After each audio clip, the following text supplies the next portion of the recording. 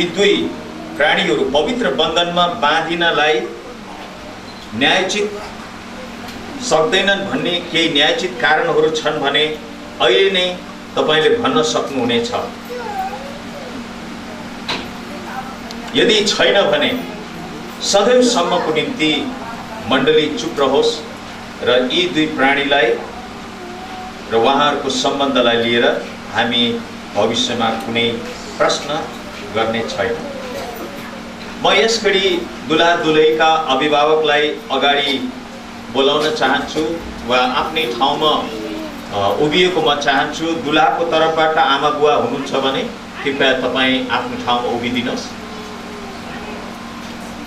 दुलाको तर्फबाट अभिभावक कोही हुनुहुन्छ भने उभिदिनुहोस्। दुलहीका अभिभावकलाई यो प्रश्न गर्न चाहन्छु कि तपाईँ यी छोरी रुथ लामालाई यहाँ गणेश प्रधानसँग विवाह गरिदिन तपाईहरू राजी हुनुहुन्छ? हुन्छ। म सोध्न चाहन्छु कि तपाईहरूले आफ्नो छोरो नारायण यहाँ गणेश प्रधानलाई रुथ लामासित विवाह गराइदिनलाई राजी हुनुहुन्छ? हुन्छ।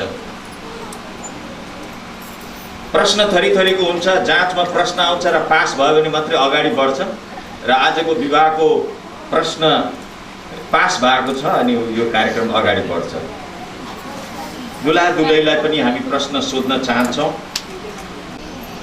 भाइ गणेश प्रधानलाई तपाईले सुन्दै हुनुहुन्छ है? गणेश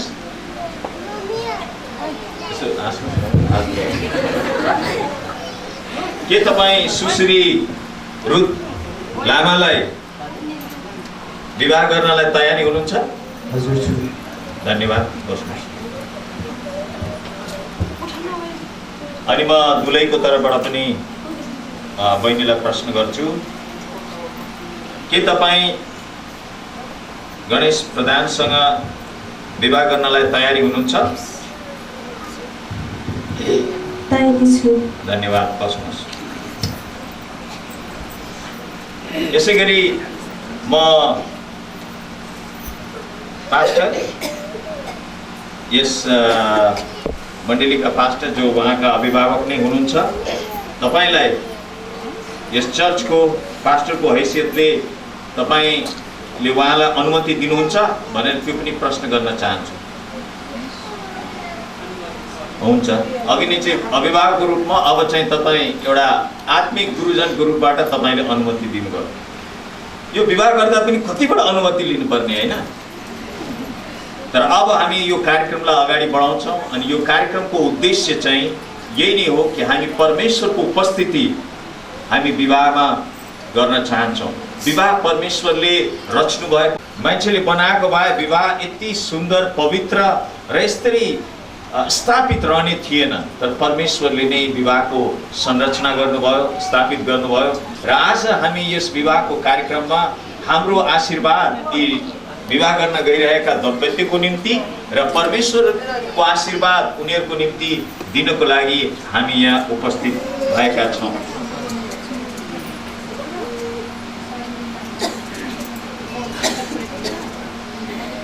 अब यस युवतीलाई कसले विवाह गर्नको निम्ति युवकलाई कन्यादान दिनुहुन्छ?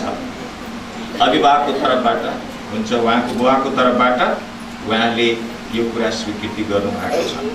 हाम्रो क्रिस्चियन विवाह कसैले मन पराउँदैमा अचानक विवाह गर्न सकिँदैन। यसको निम्ति परमेश्वरको इच्छा, उहाँको चाहना, अभिभावकहरूको सहमति अनि चर्च मण्डलीका गुरुजनहरू, धर्मगुरुको सहमतिद्वारा मात्रै हामी विवाहको सम्बन्धमा एक हुन्छौँ। यो चाहिँ साइलाले राति लालटेन बालेर साइलीलाई लगे जस्तो कथाको विवाह चाहिँ हाम्रो माझमा हुँदैन र त्यो विवाह चाहिँ हामी हाम्रो निम्ति, हाम्रो सामाजिक र धार्मिक संरचनामा यो स्वीकार्य हुँदैन। त्यसै कारण आज यसरी हामीले समय दिएर आफूलाई सुसज्जित पारेर उहाँहरूलाई सम्मान गरेर परमेश्वरको उपस्थितिमा हामी रमाउँदै उहाँहरूलाई आशिष पुर्याउन चाहन्छौँ।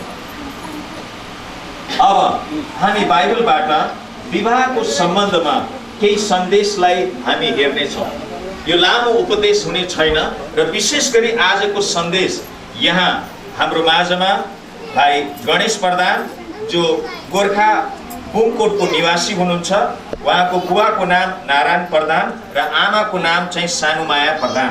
त्यसै गरी दुलहीको तर्फबाट नाम रुत लामा र उनी यसै सिमलचौर पोखराको निवासी हुनुहुन्छ। बाबाको नाम रेभरेन्ड फादर आइतमान तामाङ र आमाको नाम दिलमाया तामाङ र उहाँहरूको निम्ति परमेश्वरको सन्देश म प्रस्तुत गर्न गइरहेको छु।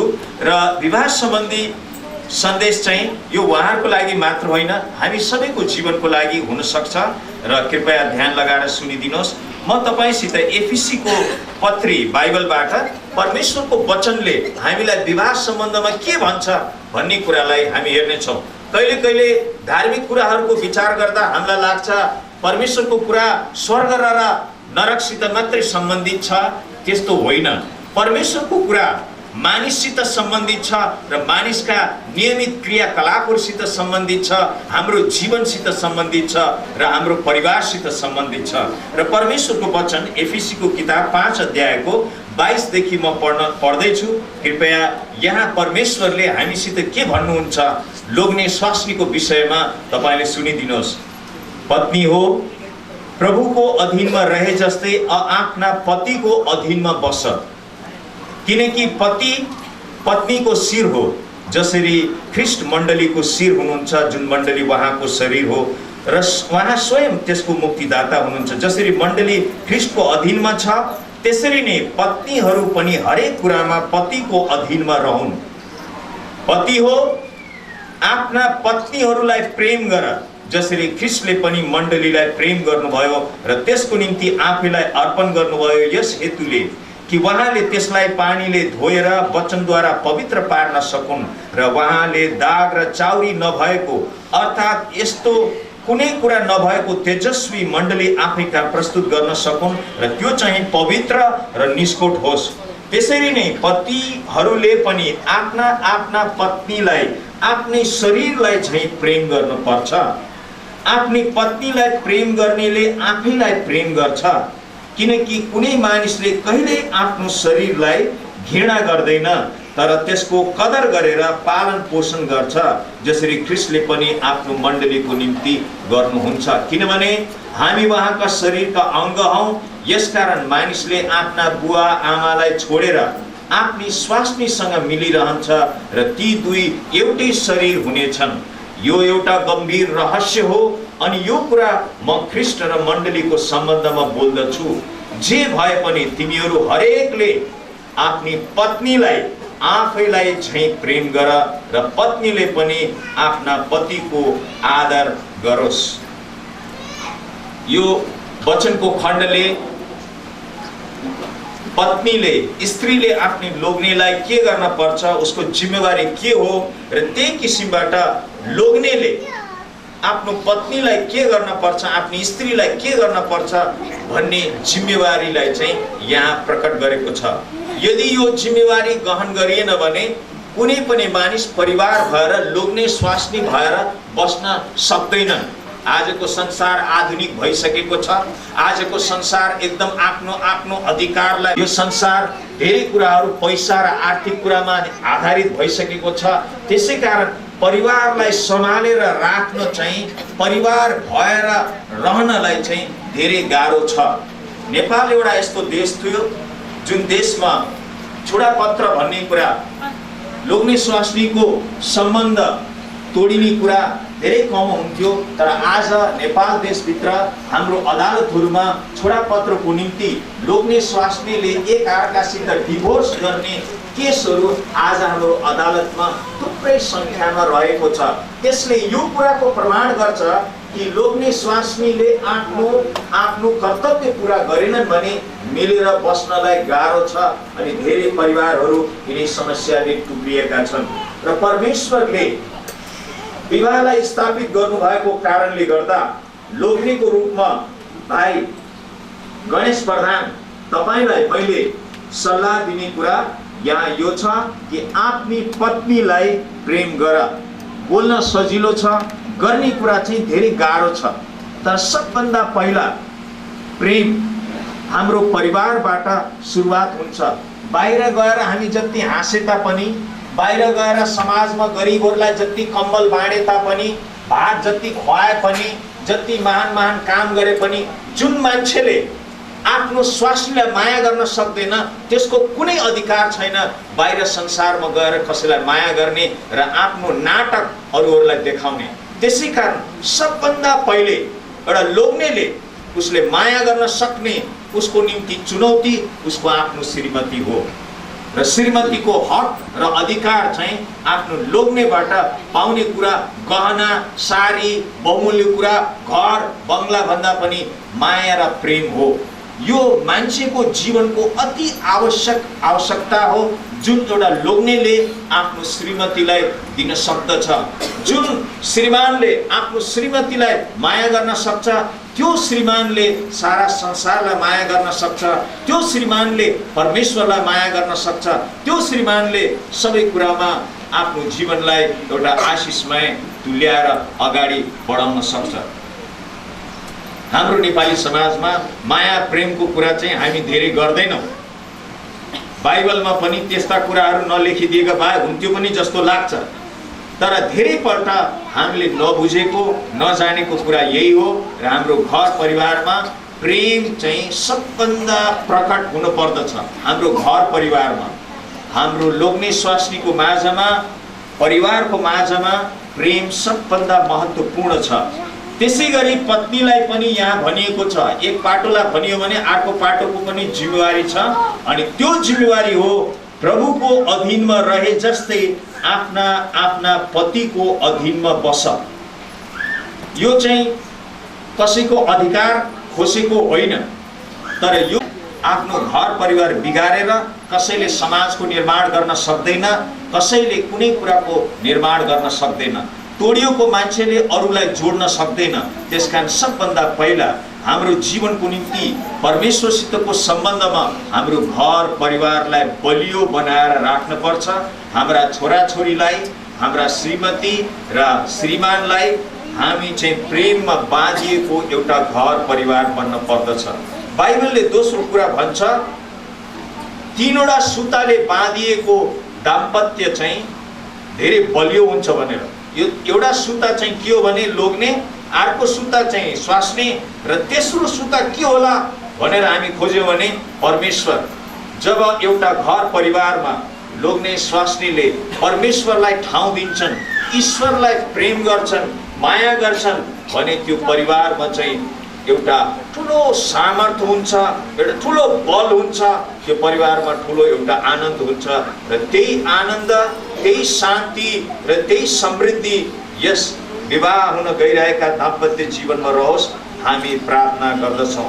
भजन सङ्ग्रह 127 ले भन्छ, परम प्रभुले नै घर नबनाउनु भए त बनाउनेहरूले गरेको परिश्रम व्यर्थ हुन्छ।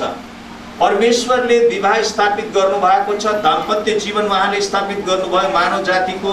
त्यसकारण हाम्रो मात्रै प्रयासले दाम्पत्य छोराछोरीहरूलाई हाम्रो कुटाइ पिटाइले हामीले सम्हाल्न सक्दैनौँ। अहिले तपाईँले कुट्नु भयो, पिट्नु भयो भने पछि गएर तपाईँका दिन पनि नराम्रो हुन सक्छ। समाचार पत्रमा तपाईँले हेरे हुन्छ त्यस्ता खबरहरू जहाँ छोराछोरीले बाबुआमालाई खोक्री लिएर कुदाइरहेका हुन्छन्। छोरो जन्मने बेलामा कति नाचेको थियो बाउ, रक्सी खाएर एकदम कति पार्टी भएको थियो, तर आज छोरो 18 वर्ष भइसकेपछि बाउ नाचेको छैन तर छोरादेखि डराएर भागिराखेको छ। त्यस्तो अवस्था चाहिँ आउँछ जुन घर परिवारमा परमेश्वरको लागि कुनै ठाउँ छैन।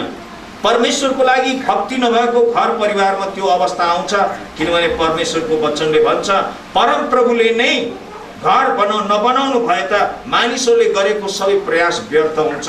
त्यसैकारण परमेश्वरलाई ठाउँ दिनुपर्छ। तेस्रो पदले भन्छ, छोराहरू परमेश्वरले दिनुभएको उत्तराधिकार हुन्, छोराछोरीहरू उहाँका इनाम हुन्। घर परिवार भनेको चाहिँ छोराछोरीहरू। हाम्रो घर परिवारमा हामीले छोराछोरीहरूलाई सम्मान गर्न सिक्नुपर्छ।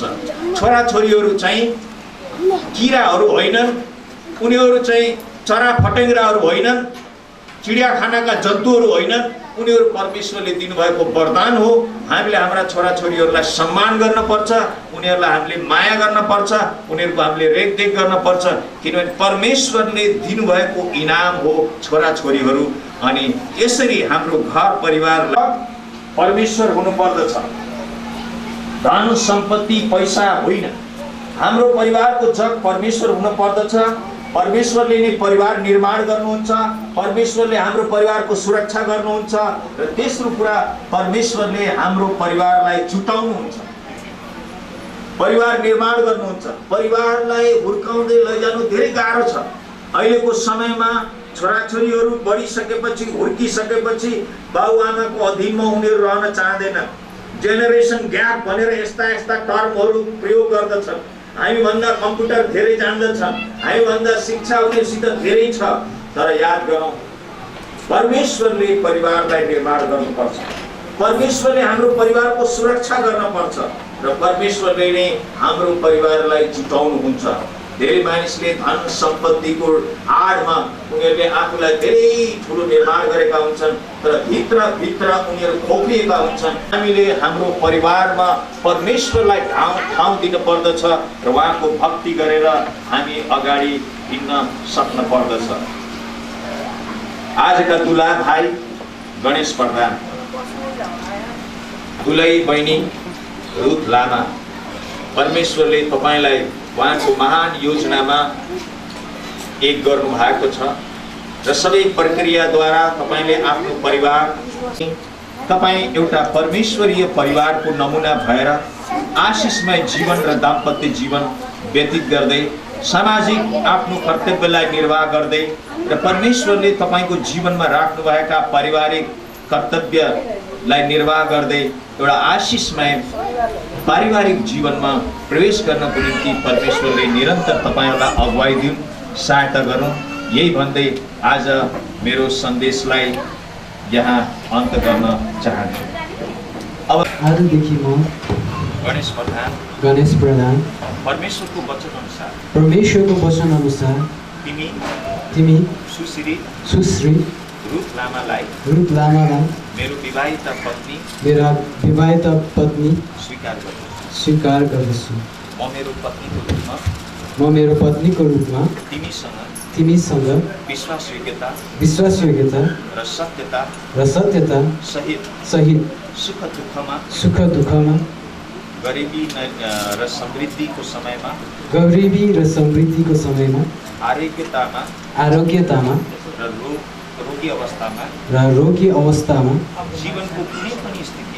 जीवनको कुनै पनि स्थितिमा जबसम्म मृत्युले हामी दुवैलाई अलग गर्दैन तबसम्म म तिमीलाई प्रेम गर्दै आदर गर्दै पालन पोषण गर्दै तिमीसँग मिलिरहन्छु। पिता पुत्र र पवित्र आत्माको नाउँद्वारा पवित्र मण्डली र स्वर्गदूतहरूलाई साक्षी मान्दै म यो वचन दिँदछु।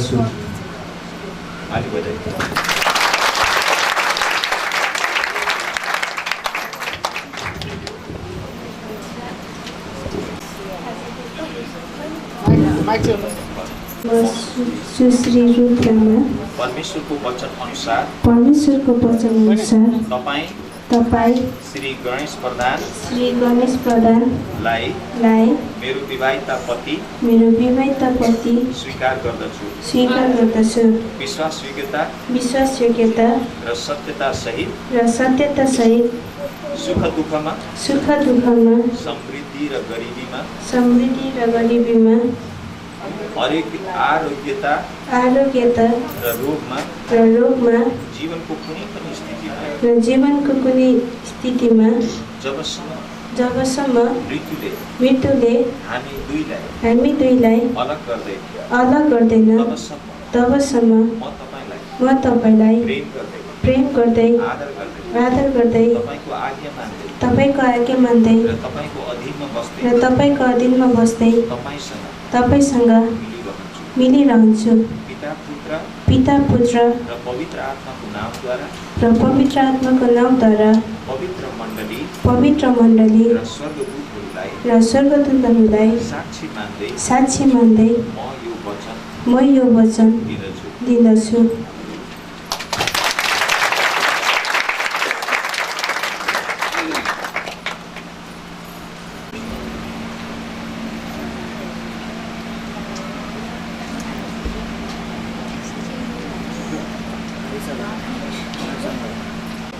यी औँठीहरू छन् अनि यो अङ्गुठी उहाँहरूले प्रेम स्वरूप साटासाट गर्नेछन्। अङ्गुठी यो सुनको छ, मैले चेक गर्नै पर्छ हैन। उहाँहरूको प्रेम पनि यो सुन जस्तै पवित्र र शुद्ध छ र अङ्गुठी मैले हेरेको यो कहीँ पनि टुङ्गिएको छैन, गोलो छ।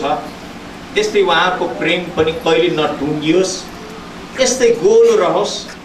उहाँहरूले यो एकअर्कालाई आफ्नो प्रेमको साटोसाट गर्नेछन् र हामी प्रार्थना गरिदियौँ यो अङ्गुठी एउटा सुनको टुक्रा मात्रै होइन, उहाँहरूको हृदयको टुक्रा हो, उहाँहरूको प्रेमको चिनो हो र परमेश्वरले आशीर्वाद दिउन् र उहाँहरूको यो जीवनको सुरुवात र प्रेम यसै गरी बहुमूल्य नटुङ्गिने आशिषमय र बहुमूल्य सुन जस्तै सदाकालसम्म रहिरहोस् भनेर हामी प्रार्थना गर्नेछौँ। परमेश्वर तपाईको चरणमा यो सुनका दुई औँठीहरू हामी लिएर आउँछौँ दुला र दुलहीको तर्फबाट। आज यस घडी यो सम्बन्धमा, यो चिनोमा, प्रेमको चिनोमा तपाईको आशीर्वाद रहोस् र उहाँहरूलाई यही किसिमले एउटा दामी जीवन र कहिले नटुङ्गिने प्रेममा निरन्तर रहेर तपाईको महिमा गर्दै एउटा पारिवारिक जीवन जिउनलाई तपाईले सहायता गर्नुस् भनेर हामी तपाईको आशीर्वाद माग्दछौँ, धन्यवाद दिन्छौँ र तपाईलाई समर्पण गर्छौँ येशू प्रभुको नाममा, आमेन।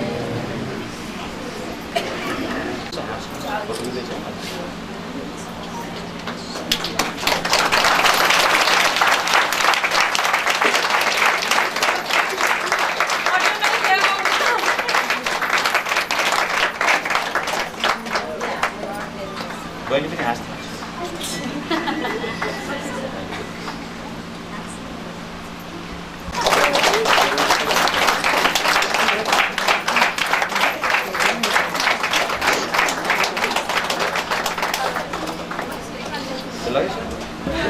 एकअर्काको हात समात्नुहोस्। म तपाईँ दुईजनाको लागि हामी प्रार्थना गरिदिन्छौँ।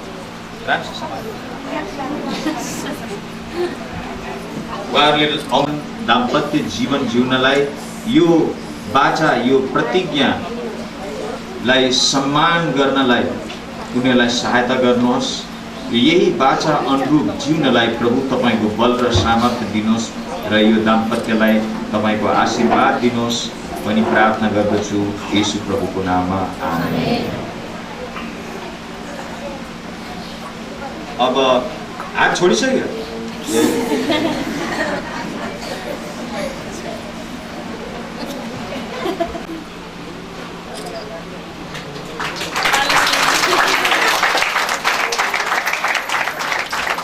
एकअर्काको हात समातेर तपाईँ यसो अगाडि फर्काउनुहोस्।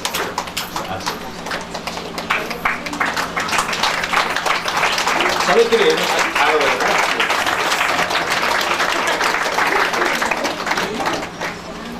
अब हामी सबैजना उभिएर एउटा भजन गाउनेछौँ, भजन 332। त्यसपछि उहाँहरूलाई हामीले दुला दुलहीको घोषणा गर्नेछौँ र हाम्रो कार्यक्रम सेवाको कार्यक्रम छिटो नै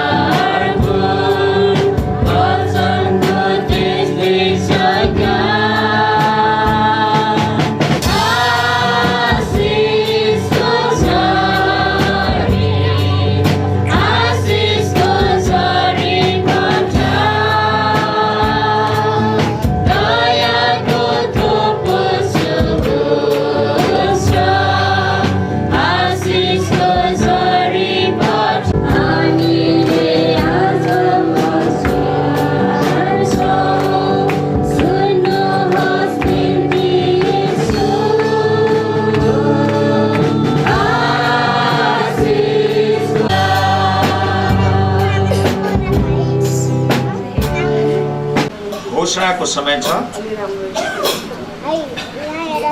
सर्वशक्तिमान अनन्त परमेश्वर मण्डली र स्वर्गदूतहरूलाई साक्षी मान्दै श्री गणेश प्रधान र सुश्री रुथ लामाले आपस्तमा करार बाँधी एक अर्कोलाई प्रेमको चिनो दिएर पवित्र बन्धनमा बाँधिएको प्रमाण दिएका छन्।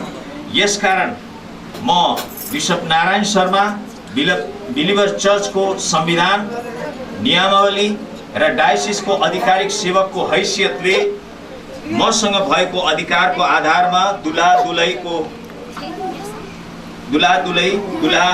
गणेश प्रधान र दुलही रुथ लामालाई पिता, पुत्र, पवित्र आत्मा परमेश्वरको नाममा विवाहिता पति पत्नी भनी मण्डलीको अगाडि गणेश प्रधान पति र रुथ प्रधान पत्नीको रूपमा घोषणा गर्दछु, जसलाई परमेश्वरले जोड्नु भएको छ, कसैले छुट्याउने काम नगरोस्। आमेन।